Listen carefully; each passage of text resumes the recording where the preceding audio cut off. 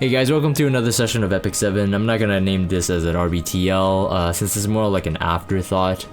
It's not deja vu. If you have watched my dev notes for the balance patch on Martial Artist Ken, so ML Ken or Operator Sigret, this is not a repeat. My mind hasn't really changed on like my thoughts on the buffs itself, but rather I think this time around the community definitely made a point. I was reading all the comments that I currently have, and just the vibe I'm getting in terms of like the ML Chem buff. Well, the community likes to put the air quotes or the sarcasm quotes around saying that it's a buff. Some think it is as a nerf.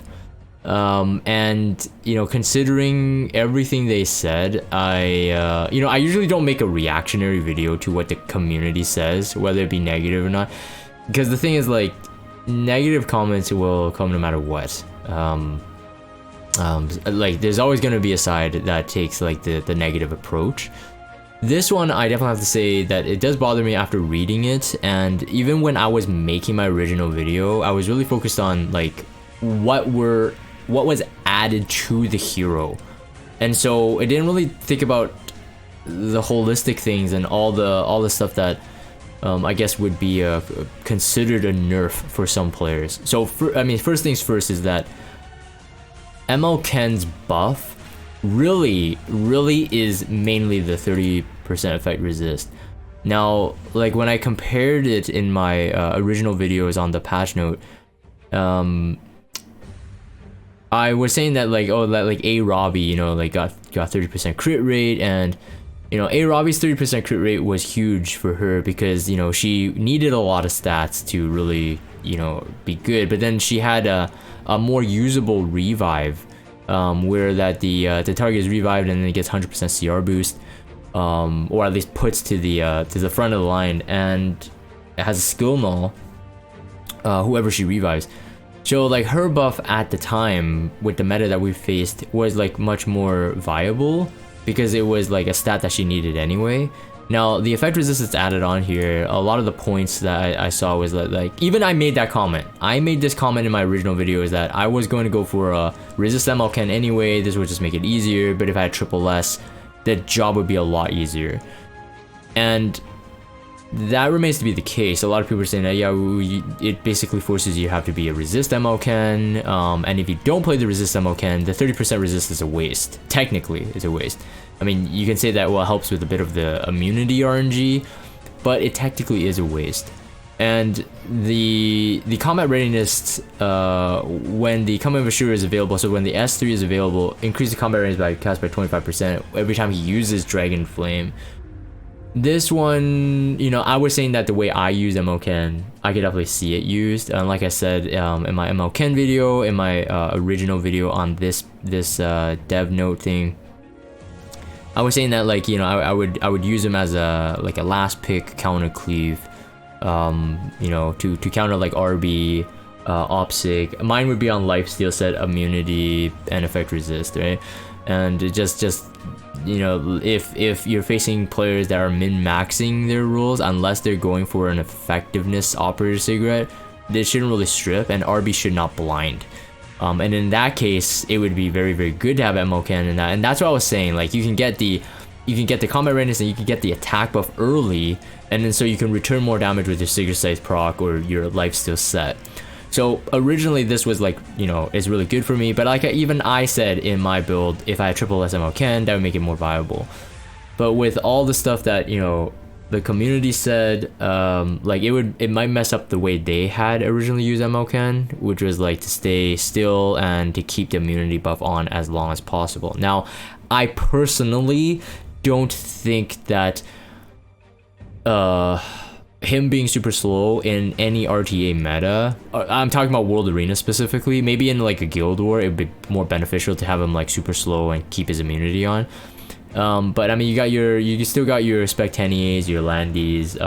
If you got like a high debuff stripper, like a F10 or something, you're most likely not gonna get the amount of effect resistance needed to make him usable in terms of like retaliating damage. So there's a lot of stuff that it still makes ML Ken hard to use, if you're looking at the buff specifically. So usually and the reason why I want to make this video is actually talking about the bigger picture. This is not the first time that Epic 7 has buffed a hero that doesn't necessarily need a buff. So for example, Athletica, or some people argue Cerise never really needed a buff. Landy, I have to say, needed a buff, but I mean, we're talking about limited now, not ML5s. Usually we see, sometimes we see 2 ML5s, sometimes we see 1 ML5, and like for the last batch we had Mei Chloe, and I do understand like a buff does not mean a rework of a hero, so a buff to add on or to change some form of how that hero worked is not easy. It's not really easy. Like I would say Mei Chloe's buff is almost overbuffed, and you know, she's now like, you know, one of the highest rated picks in RTA, and it makes sense. I'm not saying that just because a hero gets a buff and that their meta means that it's overbuffed. I'm not saying that, but I just think that Mei Chloe, when I rated her, I'm just like, yeah, everybody's gonna use her now. Everybody's gonna use her. It's really clear. Like, and like none of you guys watching this will have made the mistake of saying that no, she's not good enough. Like everybody saw it right away. Like you gotta build, you have to build, right? It's kind of like Alina right now in this patch.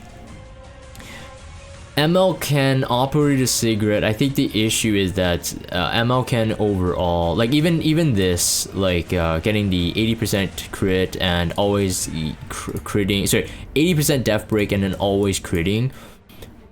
Like you can make him like high damage, you can make him higher speed. Maybe they're trying to force you to play a different type of ML can, but again, there's just the question of that 30% effect resist is almost like baiting a player to having to need that triple S. So it like this part, honestly, it was almost like I would call it it's an effectual buff. It's a really effective buff, but needing that triple S, it just made this buff seem lazy. If I want to be critical and I wanted to say that I hear the community, and look, I'm not trying to do anybody any favors here. This is like really just me saying that, yeah, ML Ken, honestly, if you think about it, it is a very underwhelming buff. I don't think that I would have used this ML Ken more than I use him right now. And so therefore, if I rate it in that sense, like from my own perspective, yeah, this is not so much of a buff. It's what I wanted from my ML Ken. And I think it would work for me. Like every bit of an increased defense break, always resulting in a critical hit, like all that will help my usage of him. But in terms of like this buff, I won't be using him more or in more areas than I like would have used him in the past. That's what I had the issue with. Now the second thing I wanted to address is Operator Sigret. Operator Sigret, if you saw my original video on this patch, I said it's one of my favorite buffs. I was very excited to see this because to me, this makes Operator Sigret just a way better hero, because you could keep her the same way that I had built her, which is the 4k attack, 300 crit damage, the nuking type for Guild War mainly. I don't have the gear to make her like a speed opener DPS, like, you know, some of the Cleave RTA players. And this excited me because in just from like not even for myself, because like I said, I didn't have the gear, but like from a build perspective, now you can go both ways. You can go with the speed opener type, and she still retains the ability to one shot. Now I do have one question. I was thinking about this. I'm like, she now will like deal damage proportional to her speed. Does that mean a shadow nerf from her original?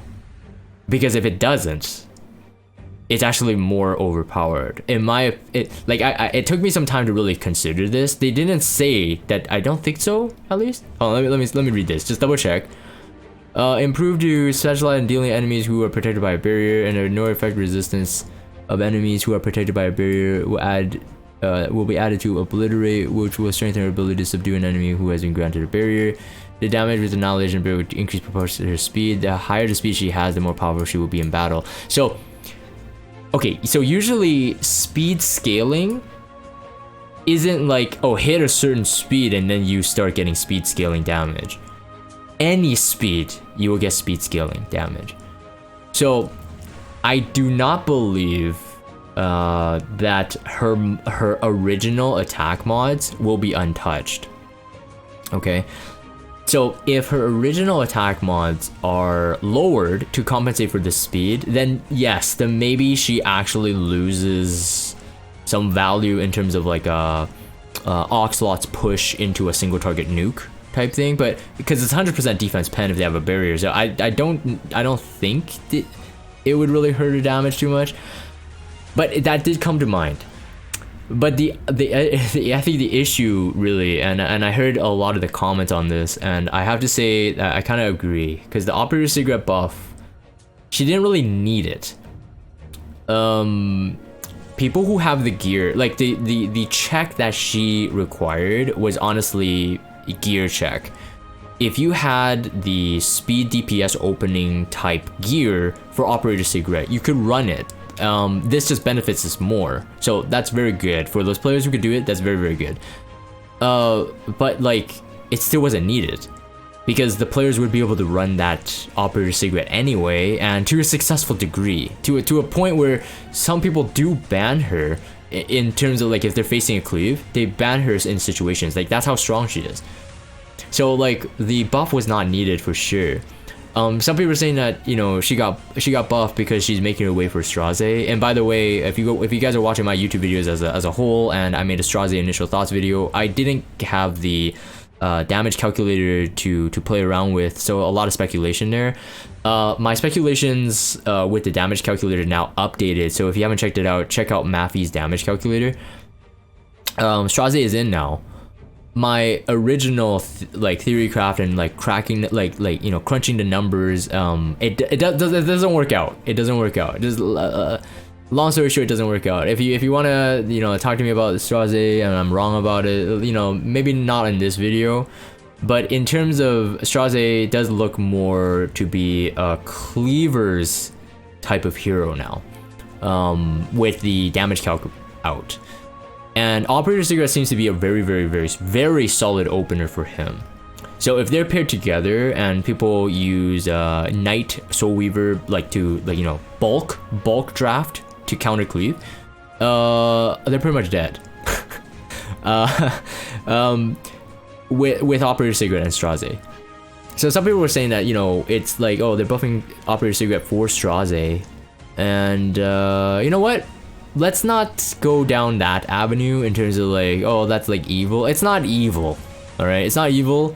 Operator Sigret just gets more value for those who had pulled her from her original banner, and those who missed her, maybe you wish that you had her now, even more. I don't know the case for everyone, but from my understanding, it's like Operator Sigret, I use her in arena offense, I use her in Guild War offense like almost all the time.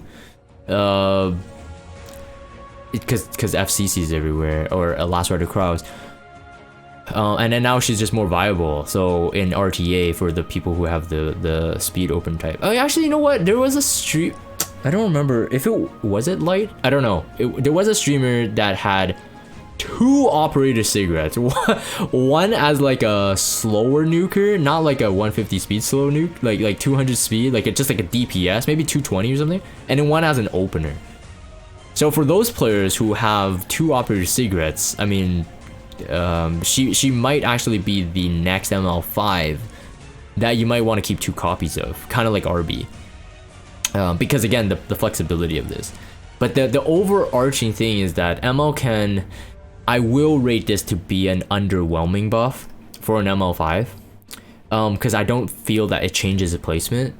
I do feel that you can draft him more confidently versus the kind of theory crafted opponent draft that I named, but he has to be last pick. Otherwise, people you can double CDOM with LQC or something, and your MLK might be one shot anyway. And then Operator Sigret getting a buff which he doesn't need with this slot of 5-star hero getting buff could have been, and I hear you guys, because I wanted Sez as well. I kept on saying that Sez has a PvP kit, like everything in his kit is PvP. I don't necessarily need every single hero to get buffed, to be honest. I feel that, you know, it just takes more Mola out of me as well. Like, it's okay. Like, I'm not saying that, oh, Mort must get a buff, Irvelin must get a buff, Ilanav must get a buff, like Sez must get a... That's not what I'm saying. But in terms of like a hero that may have needed a buff, and let's say they only could release 4 or 5, or actually technically there's 5 5 Nat 5s here. Holiday Yuffie I understand, Violet I understand as well, but you know, Irvelin is not, you know, buffed. Irvelin would be interesting as well. Irvelin has a PvP kit as well. Alina was a good buff, and then yeah, just the Operator Sigret slot, right? Like it could have been anyone else. So I felt like this one was like very rushed, unjustified ML5 buff for Operator Sigret, and then very underwhelming, and I have to rate it. It is underwhelming buff for ML Ken. But who knows? I mean, ML Ken's S3 damage mod, unless you soul burn it, is not super high. But maybe you can use him as a cleaver, I guess. And yeah. So, anyways, that's the point of this video. Honestly, I just think that it is a missed opportunity. It is a missed opportunity. In the previous video I recorded, it was mainly like focused on, okay, what did they get, right? And then how are they going to be used after what they get, and where do I see the potential? And this one, you know, I don't usually do a retrospective. This one I felt like it was needed because a lot of those comments, like I said, really opened up that question to me. It's like, yeah, wait, actually, if you really think about it, what are they doing with these 2 buffs? Like, why Opera Sigret and why ML Ken getting technically a weaker one? Although I do have to say that the position that Epic 7 is in, it could be tough. But it's just like, it felt like made Chloe's buff was super easy, you know? I don't know. I guess we can't expect everything to be overpowered, otherwise it's there's no balance, right? Once something is balanced, something becomes imbalanced in the meta, and that is a very tough thing. I definitely sympathize with that. I'm not, you know, I'm not going to be smarter in terms of like designing this. So if you're listening to this video, it's not me ranting, it is definitely me posing that question, because Epic 7's criteria, and they recently said this in the Q&A, is that, you know, they'll look at heroes who are underused more, right? And Operator Sigret is definitely not underused. I would say that she's one of the... Maybe they mean underused in RTA, I don't know. But then ML... Yeah, well, they did touch up... They did buff ML Ken. But I mean, I don't know. Operator Sigret, even with the new buff, it is a gear check. It's not whether or not the player is it's not whether or not she's bad. It's gear check. So I don't know if Epic 7 is really holding to what they told us to be the criteria of looking at a hero's buff. Because again, like what the community says, and I do see it, a lot of heroes are underused. I was more looking forward to a Mort Ilanav sort of rework or some kind of touch there, because I still feel injury, even with the Katie's buff, like set buffed, the injury set, I don't feel injury is very strong. And so I was actually hoping to see something like that, since Mort got an EE or whatever. So if Epic 7 thought that Mort got an EE means that he doesn't need to get buffed, I think they're pretty wrong. But either way. Anyways, I'm gonna end this. Let me know what in the comments down below, and of course we do hope that, you know, Epic 7 hears this, hears our voice here, and not just think that we're just complaining about it. I'm not going with that view of like, I'm gonna complain and I hope you guys fix it, but rather as more of like future buffs or something. Maybe take more attention on the criteria you set, and then if you don't go with the criteria you set, like, at least, I don't know, justify it with saying that we want to look at heroes that we think can be pushed to the next level or something like that, you know? But at the moment, the community's understanding is that the heroes get buffed if they're underused or if they're rated low, But Operator Sigret, I would definitely not put her in that realm of underused. Alright. Anyways, yeah, like I said, leave your comments down below. Let me hear what you thought. I'm gonna end this for the video recording. If you guys have Discord, check out the Discord server. Follow me on Twitter, subscribe to YouTube if you haven't. As always, thank you guys for watching, and I will see you guys next time.